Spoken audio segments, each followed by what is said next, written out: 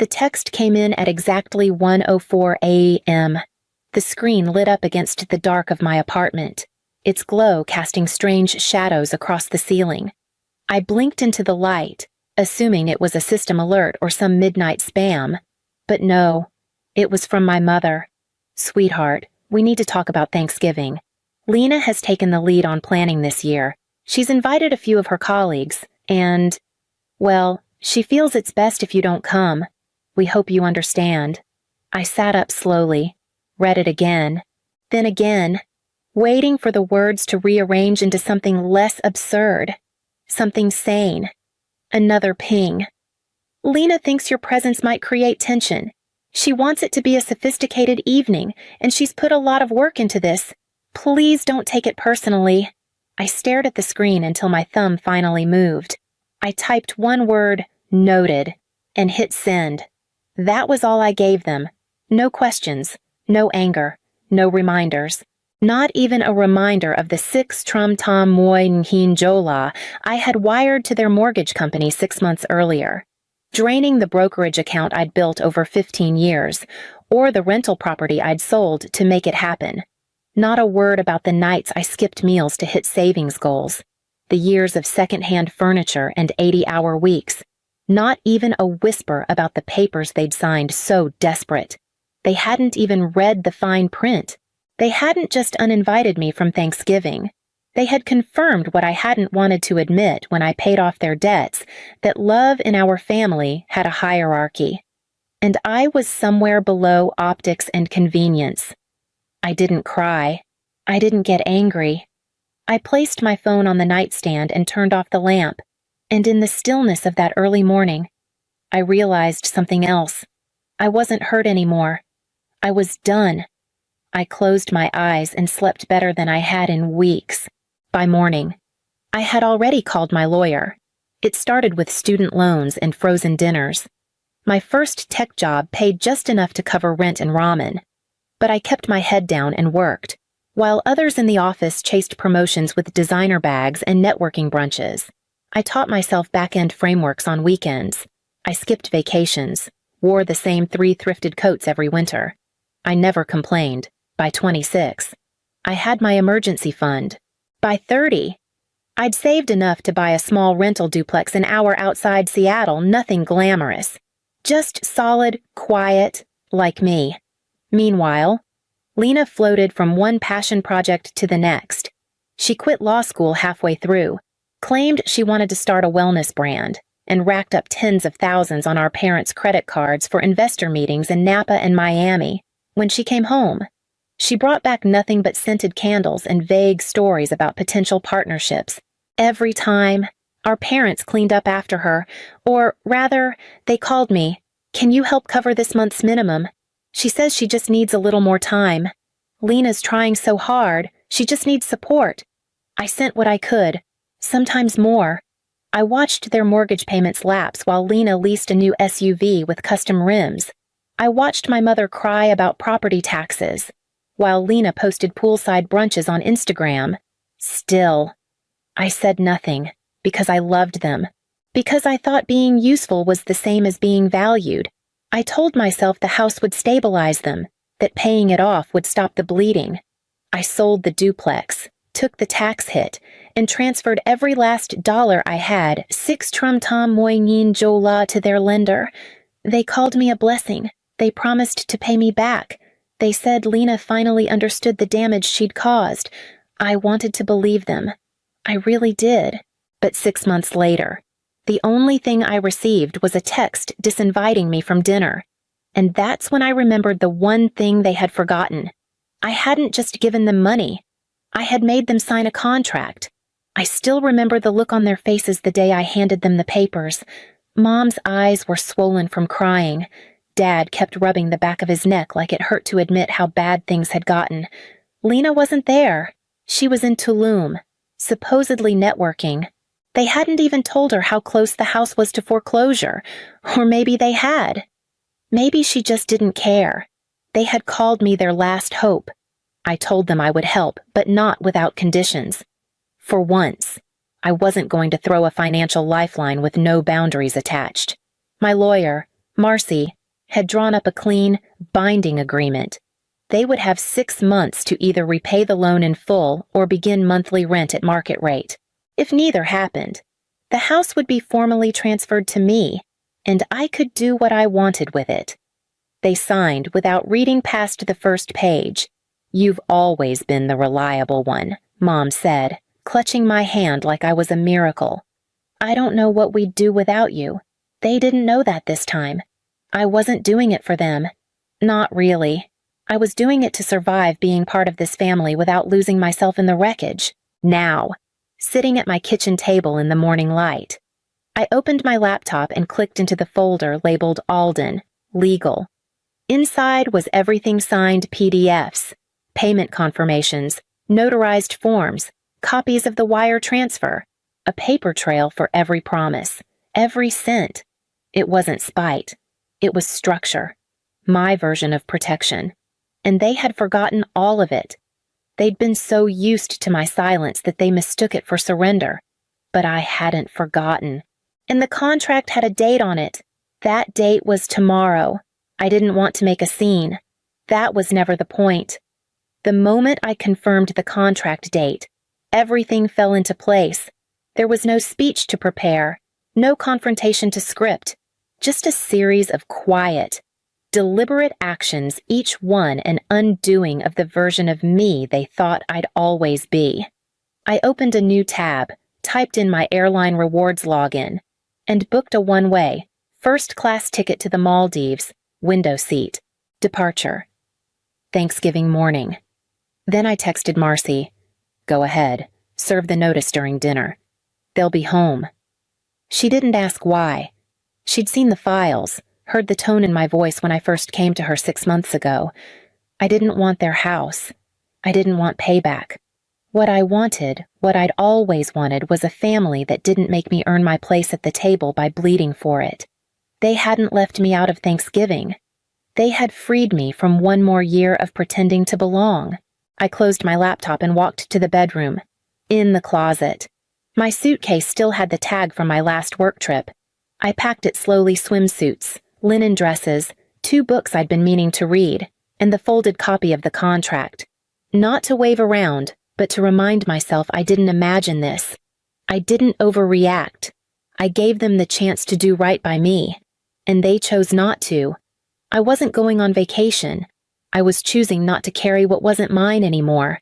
As I zipped the bag, I heard a ding, another message from Mom. "We hope you're not too upset. Sweetheart, Lena's just under pressure, and this dinner means a lot. We'll celebrate with you another time." I didn't reply. By the time they'd be passing appetizers, the notice would be in their hands. Thanksgiving arrived with the precision of a well-rehearsed performance. Lena had hired a caterer. There were crystal wine glasses on rented tables.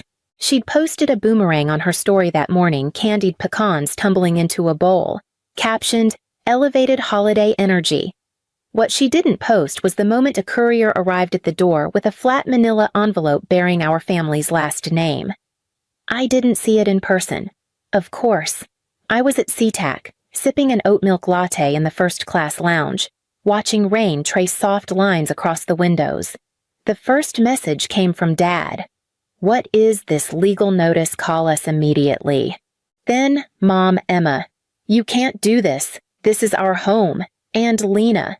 "Predictably last, you're insane. You're ruining everything." I didn't respond. I didn't need to. The contract was clear: 6 months from the date of transfer. They would either repay the full amount or begin paying rent. If not, the property would revert to me, and legal proceedings would begin. The papers they'd just received were the first step in that process, a formal reminder of the terms they'd signed, with the eviction clause highlighted in bold. From what Evelyn told me later, Lena's boss and his wife were already seated at the table when the envelope was opened. He saw the panic, the shouting, Mom crying in the kitchen, Dad making threats about lawyers he couldn't afford, Lena trying, and failing, to explain why the house might not be theirs for much longer. I imagined her face, the scramble behind the smile, the illusion cracking in real time. I looked down at my boarding pass. Gate B3, Maldives, Via Doha, as the attendant called first-class boarding. I drained the last of my drink, slipped on my coat, and walked toward something quiet. Not revenge, just relief. The call came 2 days into my trip. Just as the sun began to slip behind the turquoise edge of the horizon, I answered without checking the screen. "Sweetheart," Grandma Evelyn said, her voice warm and just a little amused. "You should see what you've done." I leaned back into the cushions of the villa's patio and closed my eyes. "It's a mess, I assume."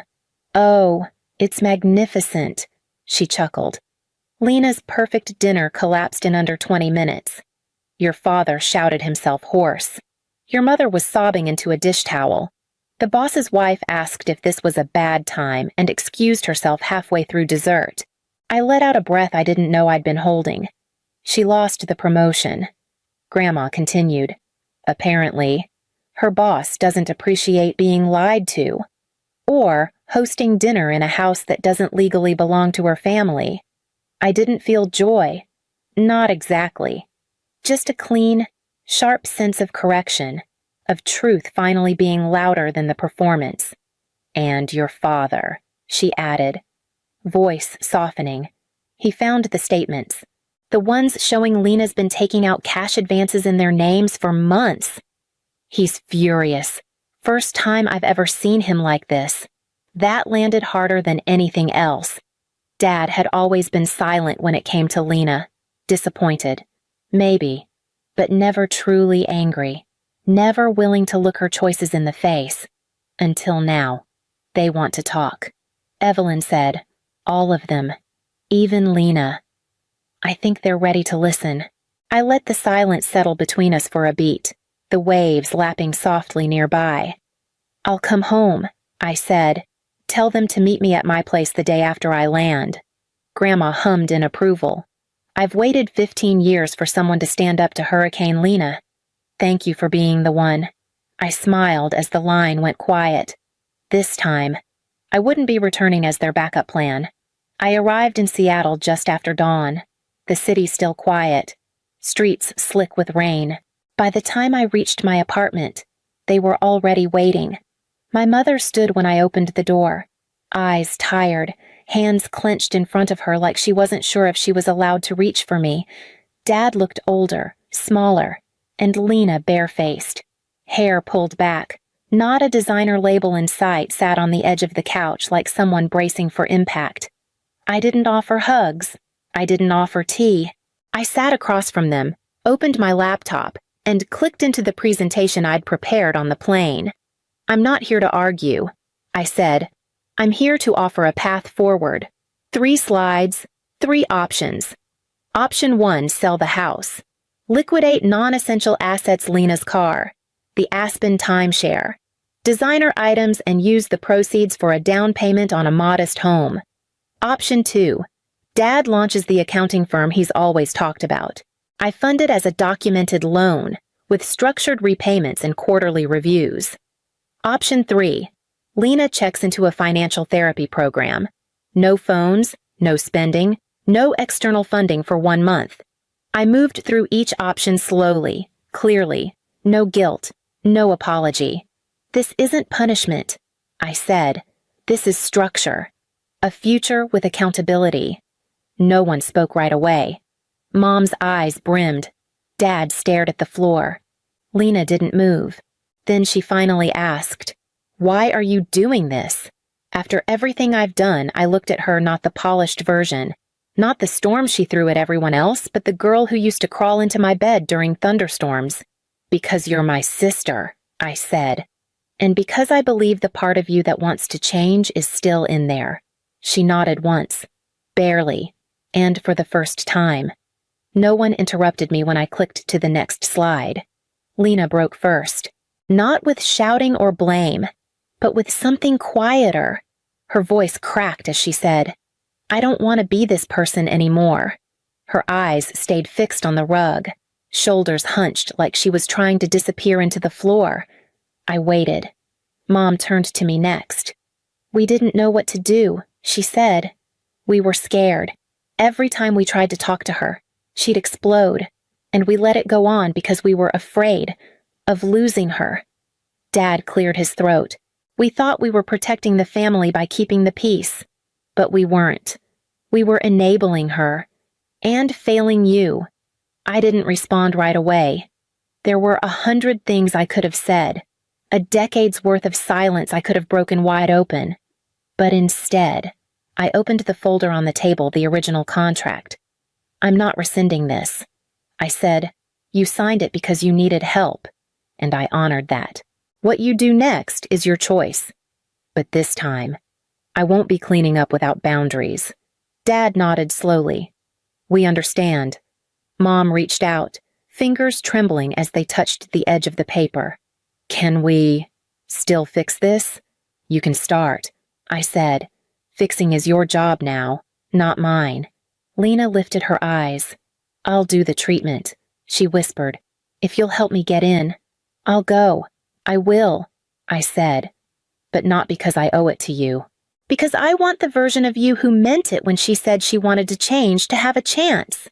She blinked, a tear slipping down her cheek. It didn't fix anything, but it cracked something open. Dad nodded. We'll follow the terms. It was the first time they'd said that without flinching, and I believed them just enough to let the moment be real. We met again the following week, this time at a notary's office downtown. No kitchen table, no trembling hands and vague promises. Just documents, dates, and signatures. I'd rewritten the terms with Marcy's help. Clear expectations, timelines, consequences. Not out of spite, but out of necessity. Trust, after all, had a cost, and this time, it came with paperwork. Lena signed first. Her hand shook slightly, but she didn't hesitate. She was checked into the financial therapy center by that evening. No phone, no credit cards, no curated reality, just truth. Budgets, group sessions, and the mirror she'd avoided for years. Dad signed next, in exchange for my startup loan. He'd mapped out a plan to finally open the accounting firm he'd always talked about but never dared begin. He already had a small client list, thanks to a few people I'd referred from my own circles. He looked both terrified and alive. Mom didn't speak much, but she showed me a list of designer pieces she'd already sold, antiques she'd agreed to part with. A full spreadsheet, categorized by value and buyer. It wasn't just money. It was her saying, I'm in this too. Grandma Evelyn stood beside me through it all. When it was time for a witness signature, she stepped forward without being asked. About time someone ran this family like a business, she muttered, pen pressed to paper. There were no hugs afterward, no dramatic apologies or swelling music, but no one walked out, no one tore up the paper, and no one asked for anything different. As we left the office, I carried the signed copies in my bag, not like a weapon, but like armor I should have had years ago. For the first time, everything that mattered between us wasn't buried under guilt or obligation. It was spelled out, clearly, and they chose it anyway. The snow started just after sunset. Not heavy, just enough to coat the rooftops and blur the edges of the streetlights outside my window. I stood there for a long time, watching it gather in soft layers across the city. Everything felt quieter in the snow, even memory. My phone buzzed behind me on the kitchen counter. I didn't rush to check it. I didn't flinch. It was Evelyn. You didn't destroy anything, you reset the story. I read the message twice, then once more, just to feel it settle, for so long. I thought my only options were silence or explosion, that I had to either swallow the dysfunction or burn everything down to prove I mattered, but I hadn't chosen either. I'd written terms, held a line, walked away without slamming the door, and somehow, they'd walked toward me. I turned back to the window.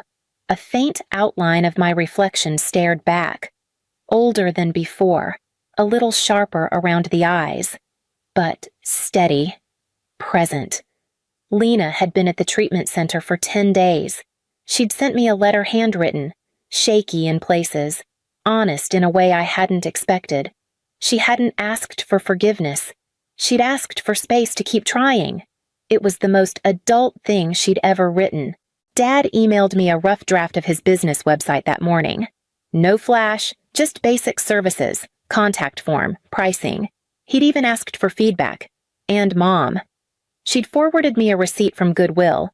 8 bags of clothes, 4 pieces of furniture, 1 designer handbag she said she didn't even remember buying. They were trying. And for the first time. I wasn't bleeding to make it happen. I closed the curtains. The snow kept falling. In my living room, a single folder sat on the shelf next to my record player. Inside it, the original contract, the new agreement, and a copy of Lena's intake form from the clinic. Not to hold over them, just to remind myself what I'd done, what I'd claimed, this time. The piece was mine, because I hadn't broken to get it. I'd built it, brick by brick, line by line, boundary by boundary.